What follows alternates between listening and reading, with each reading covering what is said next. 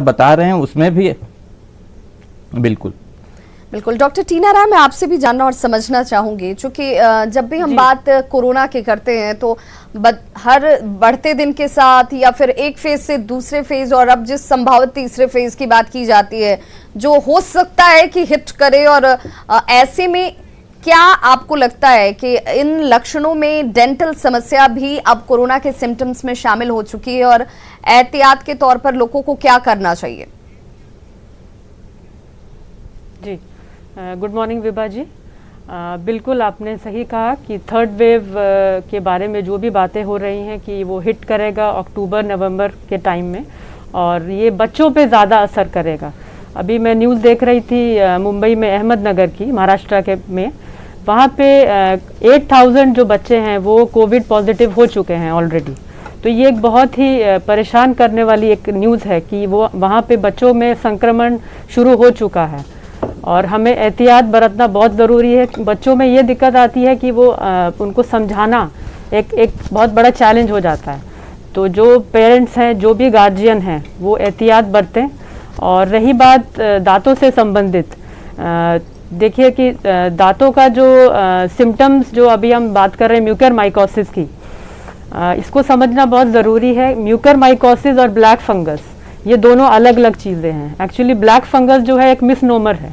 ये fungus black ऐसे नहीं होता है, ब्लैक कलर का नहीं है। इसमें क्या होता है कि आपका जो बोन है, अगर मैं बात करती हूँ जॉ बोन की, तो उसका नेक्रोसिस, एक मतलब आप लेमैन में समझेंगे, वो डेड होना शुरू हो जाता है, तो उसका कलर जो है वो ब्लैक हो जाता है, वो एक्सपोज हो जाता है। और दांतों में, दांतों का है कि वो आपका हिलना शुरू होते होते निकलने का प्रक्रिया उनमें शुरुआत हो जाती है। उसके बाद जो तालू होता है, तालू में एक ब्लैक क्रस्ट का जमना, ये एक सिम्टम देखा गया है। आँखों के पास आसपास सूजन देखी गई है। यहाँ पे हमारा साइनस रहता है चेहरे पे, वहाँ पे दर्द, और पैरालिसिस जिसको बेल्स पैल्सी भी अगर हम बोलते हैं, तो उसके भी कुछ सिम्टम्स देखे गए हैं। तो ये बढ़ते बढ़ते हमारे ब्रेन तक पहुंचता है। तो अगर हम कुछ सतर्क रहें और ये रेड फ्लैग साइंस का ध्यान रखें, अगर हम डेंटल चेकअप, क्योंकि ये स्टार्टिंग एक पॉइंट होता है, मार्कर है, अगर यहीं से हम चेक करना शुरू कर देंगे तो हम ब्रेन तक उसको नहीं ले जा पाएंगे, और हम पहले ही इन चीजों का निवारण कर पाएंगे। बिल्कुल। तो यानी कि हम इस बात को इग्नोर न करें, डॉक्टर टीना रॉय, हम इस बात को इग्नोर न करें कि दांतों में अगर समस्या हो रही है तो हम इसे एक साधारण तौर पर जो अमूमन हो जाया करती है, इस वक्त किसी भी तरह के लक्षण को आपको लाइटली नहीं लेना है, उसे इग्नोर नहीं करना है, आपको उसे लेकर सावधानी बरतनी है, उसे लेकर आपको मॉनिटर भी करना है और डॉक्टरी सलाह भी लेनी है। बहुत महत्वपूर्ण जानकारी डॉक्टर टीना राय आप दे रही हैं। तो लोगों को ये सावधानी बरतने की जरूरत है। साफ सफाई हर स्तर पर, हर जगह जरूरी हो जाती है, जिसका आपको विशेष तौर पर ध्यान रखना है। हमारे साथ एक कॉलर जुड़ गए हैं सिल्लीगुड़ी से, राजीव। राजीव, आप अपना सवाल पूछिए। हाँ जी, क्योंकि मेरे को कोरोना हुआ था मई का फर्स्ट वीक में जी, तो मैं अभी वैक्सीन ले सकता हूँ क्या उसके लिए? और एक और क्वेश्चन है मेरा जी।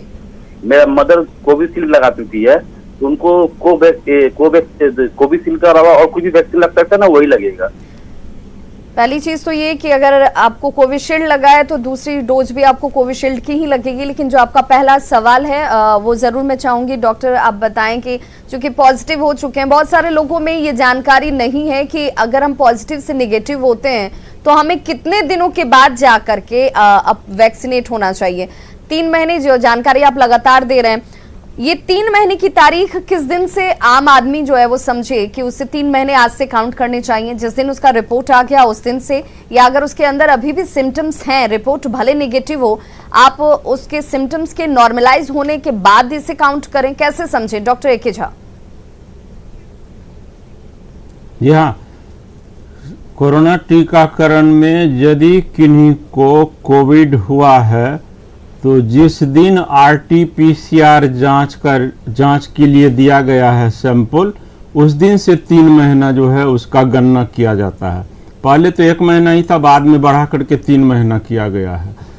और जो है उसके अलावा जो है और भी कुछ नहीं, उस पर ध्यान देना है। अभी के प्रोटोकॉल में जो है यानी एंटीबॉडी टेस्ट नहीं करवाना है, या फिर से दोबारा RT-PCR नहीं करवाना है, बुखार नहीं रहनी चाहिए, और भी जो है खांसी या बहुत ज़्यादा जो है उसमें और भी दूसरा जो है तकलीफ वो नहीं रहनी चाहिए। तो 3 महीना पूरा हो जाने के बाद ये अपना जो है कोरोना का वैक्सीनेशन करवा सकते हैं। दूसरा सवाल इनका था जो इनकी माताजी को कोविशील्ड का एक खुराक पड़ गया है और क्या दूसरा वैक्सीन ले सकते हैं। तो अभी तक के जो है गाइडलाइन में सरकार के तरफ से या दुनिया भर में जो है यही है गाइडलाइन में, जो जिस वैक्सीन का पहला डोज दिया गया है उसी वैक्सीन का दूसरा डोज भी पड़ेगा। कुछ देशों में हालांकि इस बात का जो है स्टडी हुआ है और अपने भी देश में अब होने की संभावना है, जो 2 तरह के वैक्सीन का अलग अलग डोज देने पर, और देशों में जो अध्ययन में पाया गया है उसमें एंटीबॉडी फॉर्मेशन ज़्यादा हुआ है और बचाव का जो है संभावना जो है बहुत ही कारगर हुआ है। लेकिन ये अभी जो है प्रायोगिक स्तर पर है, एक्सपेरिमेंटल है। अभी तो यही गाइडलाइन है जो एक ही वैक्सीन का दोनों डोज जो है लगवाना है। बिल्कुल, तो देखिए डॉक्टरी सलाह ये एडवाइजेबल यही है कि आपने अगर कोविशील्ड लिया है तो दूसरी डोज भी आपको कोविशील्ड ही लेनी है। अगर आपने कोवैक्सीन लिया है तो दूसरी डोज भी आप कोवैक्सीन ही लें। चयन करने की जरूरत नहीं है, आपके पास जो अवेलेबिलिटी है आप जरूर वो वैक्सीन लें, क्योंकि यहाँ पर वो उतनी ही इफेक्टिव है, उतनी ही इफिशियंट है। डॉक्टर कुणाल पराशर, मैं आपसे जानना चाहूंगी, क्या कोरोना के जो बदलते लक्षण हैं, जो सिम्टम्स हैं, उनमें हम गैस्ट्रोलॉजी से संबंधी समस्या जो है, क्या ये सब चीजें भी अब शामिल हो चुकी हैं? इससे भी हमें कोरोना के सिम्टम्स के तौर पर लेकर समझकर चलने की जरूरत है। जैसा कि मैंने पहले भी बताया कि हर 3 में एक इंसान को जिनको कोरोना हुआ है उसको पेट से संबंधित दिक्कत हुई है, चाहे वो डायरिया के फॉर्म में हो, पेट दर्द के फॉर्म में हो, बट हर 3 में लगभग एक को होता है। कई लोगों की शुरुआत ही डायरिया से होती है, उसके बाद जाके उनको सांस की दिक्कत हुई है। और ये ऐसा नहीं कि अभी नया है, ये पिछली बार भी ऐसा हुआ था, लेकिन इस बार इस चीज़ में और ज़्यादा एविडेंस जो है वो हमारे पास हैं। इवन जो उनके कॉम्प्लिकेशंस के तौर पे अभी ब्लैक फंगस आ रहा है, उसमें भी काफ़ी सारे लोगों में पेट से संबंधित समस्याएं आ रही हैं। कुछ लोगों को आंत में रुकावट भी आ रही है। तो आंत की दिक्कतें कोविड में प्राय इतनी अनकॉमन नहीं है जितनी लोग सोचते हैं। बिल्कुल, तो देखिए यहाँ पर जिस तरीके से डॉक्टर साहब जानकारी भी दे रहे हैं कि आप इसे ये ना समझें कि पेट अगर आपका ठीक से काम नहीं कर रहा, पेट में दर्द हो रही है, तो ये साधारण तरीके से आप इसे लेकर लाइट वे में लें। आप उससे भी देखें, अगर ये बार बार हो रही है या उससे आपकी परेशानी बढ़ रही है तो डॉक्टरी सलाह आपको तब भी उतनी ही जरूरी है। हमारे साथ एक कॉलर जुड़ गए हैं इस वक्त, वैशाली से चंदन, आप अपना सवाल पूछिए। जी मैम, नमस्कार। नमस्कार। सबसे पहले हम न्यूज 18 चैनल को धन्यवाद देना चाहूंगा कि इस वैश्विक महामारी में, विकट समय में इस तरह का कार्यक्रम हेलो डॉक्टर चलाकर जनमानस को जागरूक व सचेत व सहयोग किए हैं।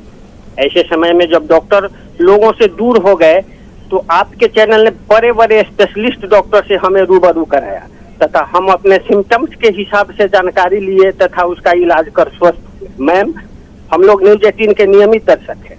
मेरे घर में 3 टीवी है जिसमें 10 से 12 घंटे इस चैनल को देखता हूँ। मेरे पिताजी तो सिर्फ न्यूज 18 को ही देखते हैं। आपके इस कार्यक्रम से सहयोग लेकर हम सभी परिवार के सदस्य स्वस्थ हैं। इस चैनल को जनमानस की चिंता रहती है। मैं भगवान से विनती करता हूँ कि आपका यह चैनल आने वाले समय में और बुलंदी को प्राप्त करे। मेरा प्रश्न है मैम जी, अभी जो चर्चाएं तीसरी लहर की हो रही है उसके बारे में बताया जा रहा है कि इसमें बच्चे ज्यादा प्रभावित होंगे, क्या यह सही है? अगर सही है तो हमें अपने बच्चों की सुरक्षा हेतु क्या क्या करना चाहिए? क्या आने वाले समय में 12 वर्ष से नीचे के बच्चों के लिए भी वैक्सीन उपलब्ध कराया जाएगा? क्योंकि हम बड़े लोग तो वैक्सीन ले चुके हैं मैम, लेकिन इन बच्चों के लिए हमें चिंता सता रही है। क्योंकि मेरे घर में 4 छोटे छोटे बच्चे हैं, उनके लिए हमें काफी चिंता हो रही है मैम। पहले तो चंदन जी आपने वैक्सीन ले लिया है? हम लोग जितने भी ये ओल्ड एज वाले लोग हैं, यूथ हैं, सब लोग ले चुके हैं मैम। तो चलिए, आपने पहले तो एक जिम्मेदार नागरिक की भूमिका अदा की है, आप बच्चों को भी सुरक्षित किया है काफी हद